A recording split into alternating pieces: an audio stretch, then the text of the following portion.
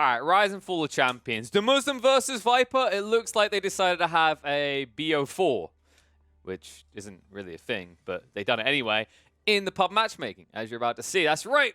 We chose this one, though. We could probably do a few more of these. We'll see how it goes. But open it up. We're going to have HRE versus Roos with the Muslim on the HRE and Viper on the Roos. Now, this should be exciting to me because I feel like a lot more people have been switched on to the HRE the last week or two. There's been a lot more experimentation. People are starting to kind of decipher what they're really about and where their power spikes are at. And I think really the kind of lesson that we're actually taking away from HRE, the way that people are actually adapting the way to play it at the moment, is HRE is very much a civ that lends itself towards its early economical boosters. I think a lot of people get baited in by the kind of Castle Age focused meta at the moment, with rushing into that, and the tech booming potential, especially with the bounce back Imperial Age for HRE getting their hands on the Elsbach Palace. Sorry, Palace of Swabia. But for me, I think where their strengths actually lie is feudal start of castle, like in that area. And I've seen players, very good players, better than I'll ever be probably the game, and most of us will be, prove exactly why they are incredibly lethal if you utilize them straight in the middle of feudal or right at the beginning of castle. And what I'm talking about is things like we've seen certain players dropping free archery ranges in feudal and pressuring or countering pressure and then flipping the table on their opponents. We've also seen the quad stable drop, which at this point should just be patented by Hut because he does it so frequently. And that has yielded amazing results for that lad as well. So I'm kind of interested to see what the Muslim's take is going to be. The Muslim, of course, has been experimenting a bit more. I don't think he really touched HRE that much in the opening weeks, but has since hopped up onto that bandwagon. And so far, I've been impressed. I don't think like it's not topping what I see out of Matisse or Hut at the moment, but I can see that he's getting to grips with it quickly. Meanwhile, Viper going towards something that I thought we were over this. I don't know, Mr. Snake. Maybe Viper just wanted to climb those leaderboards again. Because in fairness, right, at the time of recording, after Christmas, day after Boxing Day, in fact, he's sitting 6th on the leaderboards with 1,913 elo. Clearly, Viper saw that this random person we never heard of, Gojira, took the first place spot for 2,000, and Luciferon's sitting there, and he's a boomer at this stage. Viper's like, no, whoa, I am the GOAT. I am the GOAT, and I will take my rightful place at the top of the Age of Empires throne. Okay, Viper probably doesn't speak like that. He seems like a pretty humble guy. But everyone else is thinking that, right? Like, this guy's got to kind of crack that top. We're kind of expecting it at this point. After his performance in AoE 2, if there was any player you'd expect to come in and just blitz it to the top of the leaderboards, this was probably the lad you'd expect. But I'm kind of glad that it hasn't been out of the gate, right? Like, we've seen a lot of versatility in that regard. We've seen Luciferon on top. Luciferon, for those unfamiliar, former StarCraft and Warcraft player. Then we've also had Marine Lord, who was, it's mainly just StarCraft, but hardcore in the StarCraft player. We've seen Beastie just slay it at the top, a retired StarCraft player. We're also seeing the rise of new people. One that I keep noticing in the top 20 at the moment is Bike Rush Owns. That's Bike Rush. For anyone that doesn't know, because it is a less frequent scene, Bike Rush is probably one of the biggest content creators around Command & Conquer. And he's one of the most talented players there. So I'm really excited to see not only these fresh new names, but these names just coming across from all avenues of the RTS world and just slaying it here at the top of the leaderboards. We'll see if Viper does any deviations on the standardized build. At the moment, I don't really expect too much to change, at least landmark choices. We've already presented recently why there's a certain landmark that you never want to build as the Roos right now. That will feature in a video soon. And then, or already has probably by the time this one goes up. But then there's also, of course, the fact that I do think Abbey of Trinity is too good to pass up. Abbey of Trinity is too amazing. So I don't expect anything other than Golden Gate Abbey Trinity because Kremlin sucks. If you're building a Kremlin as the Roos, I'm going to provide you right now, just a few minutes in this video, the best piece of advice I could give you to improve your Roos gameplay. Stop building Kremlin, start building Golden Gate. This is a phenomenal landmark, possibly the best tier 2 landmark in the entire game, because it's hard to point to a landmark that has immediate value and then scales as well as this economic landmark, right? So the Golden Gate, for those unaware, allows you to trade 100 of resource for 150 of another. So you can trade 100 of like food for 150 gold, or you can get 150 food, wood, or stone for 100 gold. Fantastic. Very useful. And what on earth happened? Is this intended? No, I don't know. I was about to say that could not have been intended. Viper. Okay, so this was a cool concept, what he done here, actually. So for those unaware, what Viper just done is he used his villagers to open it up and kill the deer at the start. And that means that he has a 345 total bounty right now because he just prioritized villagers on the close by deer point and sent the scouts further out across the map. You can see he's already been wrapping around the back with 3 of them here. Okay, this is big brain. This is like innovative. I love that he's done this. I was kind of like, not really expecting much. I mean, I know it's Viper, but maybe he's just doing this to boost himself up to the top 5, top 1, because Roos is really easy for that. But no, this was actually intended, and it was actually brilliantly done as well. Does seem that he's going back for it again, which that seems less intended. I'm not sure why he's got 3 villagers out here at this point. They serve their purpose. But the whole concept, right, is that as the Roos, for those that aren't aware, when you kill the Gaia units, you get gold for the initial kill. And that also adds in this bounty system that unlocks the tiers. So he allowed himself to get a 345 bounty, which is a really good number to have at this stage in the game. There's still a few Gaia units left around that he hasn't spotted. Also, there's the boars, and the boars give you bounce back to even unlock tier 3 in the late game. Because remember, those boars are worth 75 each. And he's already got knights. I love this. Oh, man.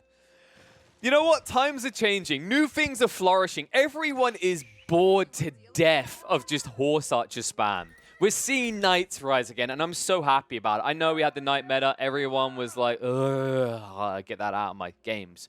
But I'm glad to see it back for the Roos, because for a while it was genuinely just non-stop horse archer, horse archer, horse archer. Oh, we have scouts. We diversified. Look at us. It's still cavalry spamming, sure, but knights really did get the short end of the stick. Barely ever used, but finally getting some use. And well, they won't have the easiest of time to pressure onto the Muslim. At least they shouldn't. The Muslim, because he's playing HRE, I do expect a quite condensed economy. There is this one risk we're seeing here where the knight is, which is the gold line. This gold line is very easily accessible for the Roos players, for raiding teams, really, on this map. Because I've noticed this frequently with Highview. Highview tends to put the gold line at a more risky point initially from the base, right? And you can see the stone outcropping is even safer compared to the gold line, right? And this, I think this is intended. Like, they've done this on purpose. So I think Highview as a map selection in tournaments might lean somewhat towards more aggressive civs based on this detail. It seems so trivial, so minor, but it really does make the difference. Wow, look at this. Already the Muslim forced off his wood. Now, he did get into Pro Scouts, remember? That's where we saw him gathering the carcasses. And I believe we have seen similar... No, we've seen it... Wow, Viper has ignored it. So Viper has completely ignored Pro Scouts. So he's kind of giving the HRE player what he wants, but in Viper's eyes, he doesn't want this game to even get to a stage where the HRE player gets what he wants. And keep in mind that while HRE players can lean into that feudal age to counter this type of play, a lot of them don't.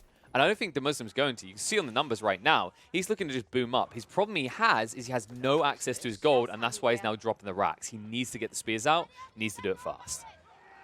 We are seeing one of the weaknesses of trying to raid HRE early on, by the way. As you saw the emergency repair coming out there, so you target a building, all of a sudden your efforts feel a little bit wasted. There is a decent window now. It used to be a little bit more broken. I think they increased the cooldown by 15 seconds, 26, something like that. It used to be such a small gap. I think it was maybe like less than 30 seconds, maybe 20, 25 seconds that you had to wait before you'd be able to repair again. But as you saw there, over 40 seconds, it means that it's very hard to just cheese repair one building when you're being constantly raided. And the whole point of that is it's meant to pressure an HRE player in this situation to actually be present at this stage in the game, as opposed to just going, oh, I'll just merchant repair. I'll just merchant repair on my way to the castle age, I don't care. Which, you know, as I'm sure we can all agree, would be pretty ridiculous. So one other reason I'm really excited to see Viper pick up these knights, by the way, is that they're great for securing the boars early on. It's something that a lot of Roos players miss out on, and I've even seen opponents snipe it out to prevent them. Remember that the boars are worth 75 gold each, as well as you being able to unlock the next tier, right? Because it's at 380 right now. 150 from the boars, from getting both of them, would put you above that 500 mark, getting you an extra 5% gather rate and more generation of gold from hunting cabins. And this is a big deal. It's quite a big boomer. It actually allows you to flex into hunting cabins, which we're already seeing Viper do. Once again, another cool little move. And this is the kind of knock-on effects you get out of having the knight, because it's very easy. Because think about it, the knight is 100 gold. You bank 75 back from a boar. You really only need one knight and a scout, and all you have to do is you go over to where the boar is, you aggro the boar, and then you attack with the knight while kiting around the knight with the scout. It's really effective. It only requires one of each unit if you just want to be min-maxing. A little bit of raiding, slowing down the Muslim again. But the other cool detail is, notice he did move out onto the deer field, right? So, like, this is the cool benefits. This is kind of a little bit of flex that I haven't seen often out of Roost players that they do have, is you can move these out for these hunting cabins. These hunting cabins that you want to move out in place because gold, passive gold over time. But he's planting it right next to the tree line, next to the deers, right? And this is something you should look out for. If you are a Roost player, look out for this in your generations. If you get opportunities where there are deer close to a wood line, plop down a hunting cabin. It'll pay for itself. It's a drop-off point. It's not just a static generator of cash, because if it was a static generator of cash, that feels like it could take quite a while to make your money back when you think about it, really. For those wondering what I mean by that, like, think about, like, logically, on average, I'd say a hunting cabin makes about 25 gold in a game. 25 gold per minute, a hunting cabin costs 100, right? When you do the maths out of that, you find a situation where you need, like, 8 minutes to return, like, to get actual value, because you want to get more than what you paid, right? And it's an early investment of 100 wood, which is quite a lot. But talking about investments early wood, while we're talking about this, Viper is not happy to just let this game go later. He's already looking for that early wood usage into the Rams. He's built one, looking to build a second. I love that he got Spearman of his own to try and just hold back his opponent's Spearman while he raids with Knights. And now he's able to actually do some serious damage. The Muslim. Well, where did his gold go? The Muslim? Oh, no. Wait. Oh, no. I mean, I can't quite math this out. Didn't he have about 350? I guess that's probably appropriated by wheelbarrow and upgrading your infantry, right? So yeah, that does make sense. So he's stuck here. And he's about to lose the Archon Chapel as well. Viper, this early pressure. Going up to 3 Rams soon as well. And there's just not enough Spearmen here right now. The Muslim, he has surplus food, but he needs more infrastructure. That's why he moved across this wood line. That's what makes it so good out of Viper. He prevents his opponent entirely by denying him this wood line. He understood that if he's going to bring spears as a secondary and set up ram lines, well, the only thing he's scared about is the Muslim getting wood, because you know he has plenty of food courtesy of the pro scouts. So the one thing he's likely to be missing is obviously gold, because you've cut him off there, but the only other way you can fight back is if you can get access to archers, and archers require wood. And that's why it's important that the Muslim falls back here and is able to get on this line successfully. But he's losing efficiency in his early economy. Remember that. The Muslim, although he's good on the food, everything else is looking a bit rough. And remember, the Archon Chapel is a big deal because it allows you to boost all of your eco lines, right? Anything nearby, everyone gets juiced up the 40% gathering rate and the carry capacity. And I absolutely love this out of Viper. This is just, conceptually, this is just so cool to see. Like, Roos as an aggressive Civ in the Fuel Age. This is what I've been wanting to see more of. I feel like I've been getting a little bit bored. It's been getting a little bit stale of us seeing castle, castle, castle. We might not even see castle in this game, folks. This might be over before anyone's able to tech up.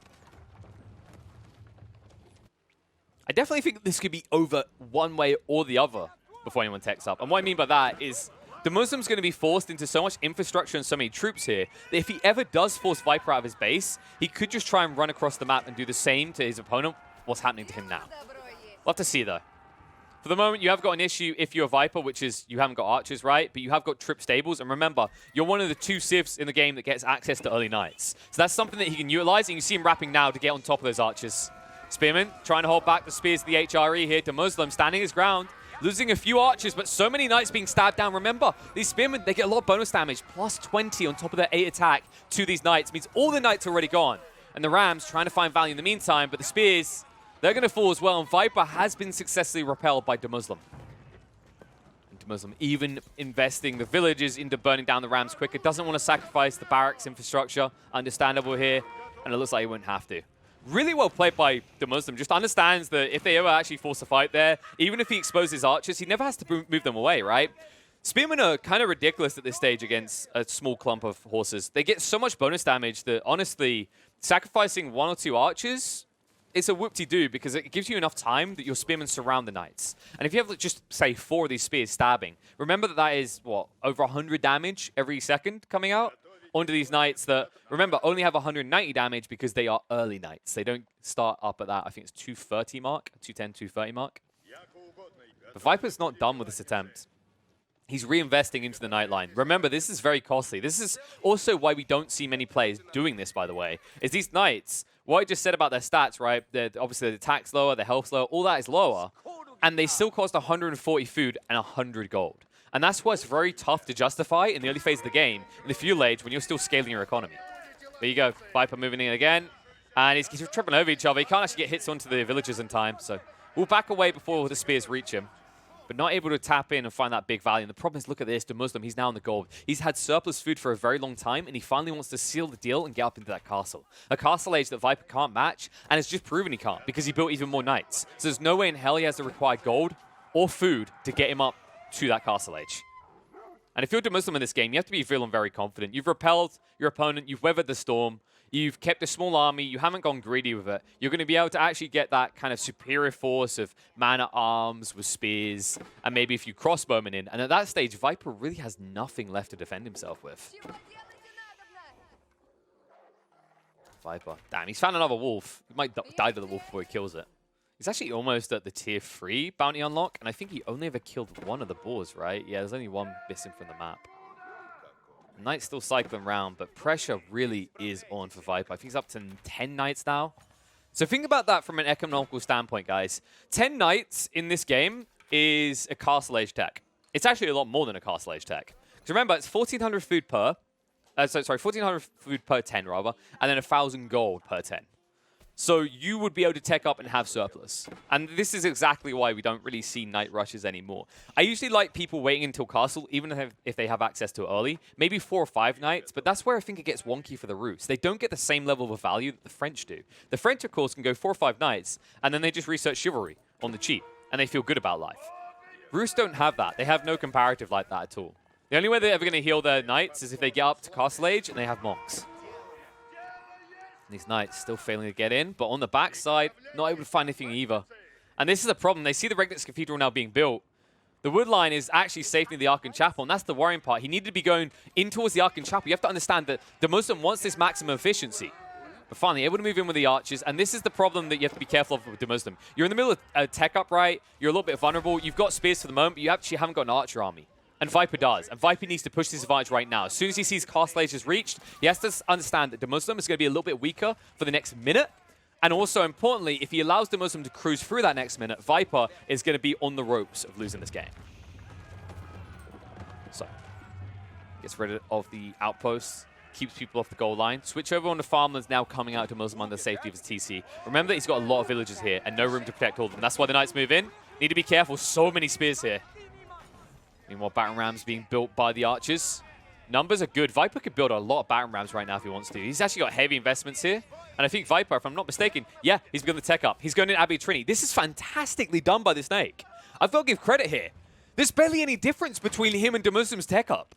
Despite the amount that he invested, like we said, all the gold or the food for the Knight Army, right? And if you think about that, the Muslim, he didn't really spend that much gold.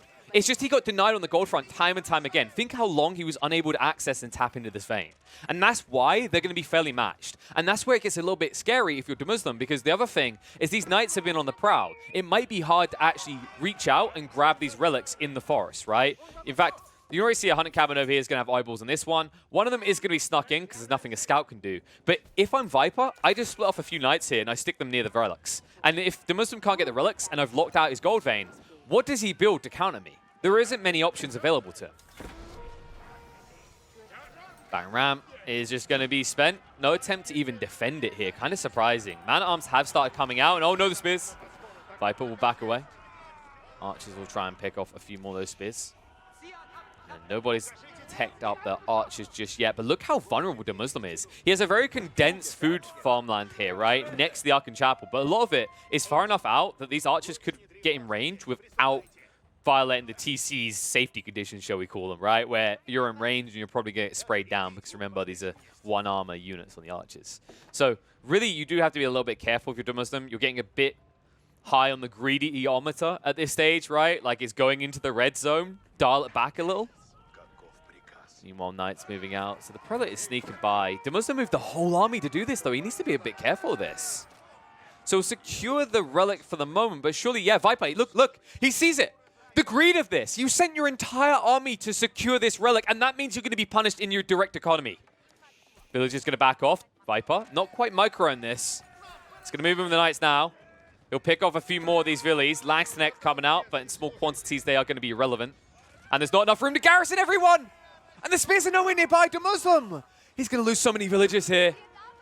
Look at the corpses stacking up here. If only they were like deer carcasses and you could at least gather food from them, but you can't. And look how much more economy's back here. No! Oh my god, Viper, he just hit the jackpot. He can hear the slot machines just ringing as the cash drops down. And he'll chase through looking for more. Spears are almost back at base. Viper, oh my god, the Muslim is being doubled up on the eco front. And this is one TC. Yeah, this is entirely just one TC, and he's being doubled up by the Roost player. The Muslim is in a world of trouble, and he's hurting. He will at least bank the second relic. So he has some gold treacle to make up for it. Remember, he's got 600 just passively generating. Think of it as 15 extra workers. And while you do have more efficient economy, right, you have that extra 40% booster, it puts you nowhere near the numbers that Viper's hitting. Because also remember that Viper, look what he done around the map. He dropped hunting cabins everywhere. This generation, 27 over here. He's getting 52 on this one here. 46. This is the beauty. I love this strategy coming out from Viper. Not only the fact he ignores pro scouts because he has a nearby carcass next to a tree line, but also something that gets overlooked is Highview has so many straggler trees that you can put a hunting cabin next to a main tree line, and the other part can just nose into that stealth forest, and you're getting juicy amounts of gold lying in your pocket, as we can see from all these cabins. And in fact, when you look at the income per minute, Viper, how many people? 6 people working on gold, and he's almost 1,000 gold per minute. That is an absurd number, folks. And what a way to innovate it. I'm just loving this game overall. It's so great to see a Roost player completely ignore horse archers. And so far, he's done exactly that. Warrior Monk, is he going to come across the wall? Looks like he's not interested. And the man-at-arms line isn't lasting long. A few crossbowmen just counter him out. The Muslim jumps the gun again. I say again, the first time it was more jumping the gun on how many people you could run out of your base to defend a relic gathering. This time again, jumping in before he's got the man-at-arms front line to defend himself. And remember that these knights are getting more dangerous. I believe Boy's Fortitude has already been researched, as well as them now being normie knights, which means they're sitting at 250 health. And this only gets more dangerous if it continues on. Remember that the Muslim, he might be the eco-boomer, but goddamn, Roos. I mean, they're making an argument for it. We already knew they could be very strong off the back of having the eco-booster, the Golden Gate, the potential for the hunting cabins, but we never get to see the hunting cabins utilized to this extreme. Once again, look, 64 gold per minute. So remember my ruling, right? I want to get a little bit back plus the cost of the hunting cabin. So in 3 minutes, I'm going to generate over 180 resources from this hunting cabin. This is stupidly good bang for buck, folks. And remember that Viper, because he also went and sniped out the balls, and this is a lesson when you're playing against Roost players, 540 bounty. He unlocked the 3rd tier, which means instead of it being every 24 seconds, those cabins are generating every 18 seconds, which is how we get to these insane numbers on the cabins. In fact, let's see what the next one's going to be, because I've got a feeling it's going to be pretty high. One over here, 51. Just counting with the pigeon, 34. And yeah, he'll move out. The Muslim finally realizes what's been happening here. Gold has been being gathered the entire time. And now the Mangonels. In the stealth forest, the Muslim, he doesn't see this. One hit comes out. He doesn't split, though. Second shot. It's going to be 3rd one onto the archer line. The Muslim, he's going to lose the entire army at this rate. He has to retreat. The spear's already gone. The crossbowmen pushing through. And now nowhere for the archers to run but home. And they know that the knights are going to follow them back to the pantry where they'll eat all your supplies. And that's enough to convince him it's over. What a churn out of Viper. I love the way that he engaged with hunting cabins here. It's so different. Nobody does it right now. We've seen a few players attempt it, but it also always ends up looking so greedy, so poorly utilized. But what I love about Viper is Viper, when does he actually practice this, guys? When does he experiment with this? It's not on one of these dumb maps where there's like, oh, 1 or 2 wood lines here, and you maybe get 30 gold per minute. No, he does it on Highview. Highview that I genuinely think is the most valuable map in the game next to Black Forest for the Roost, if you want to go for hunting cabin. In fact, I think it's even better than Black Forest because it's more cost efficient, as we saw, right? He was getting ridiculous bang for buck per hunting cabin drop. If you do it on Black Forest, you've still got that same issue you'd have on maps, on the regular maps, essentially, where it's a tree line, right? And it's not trees on both sides, so you're not getting that double up value. Whereas, although it looks like there's next to no trees with the stragglers with the stealth forest, if you think about the radial factor, right? Like, if you were to take that amount and condense them, it would basically even up to be 2 forests, 1 at each side of the hunting cabin, right? And that's why it ends up looking so fantastic. Really cool concept from Viper. Really great map to execute on, and that speaks to why he's one of the GOATs, right? Like, he understands if he's going to try this new strategy, well, you definitely want to see it when it's strongest, right? And then you at least have situationally a fantastic strat for certain maps. Now, he'll probably go forward and he'll experiment with that on other map designs, right? Where maybe, like we said, the example that comes to mind for me is King of the Hill. I've seen Roost players try King of the Hill for that strategy.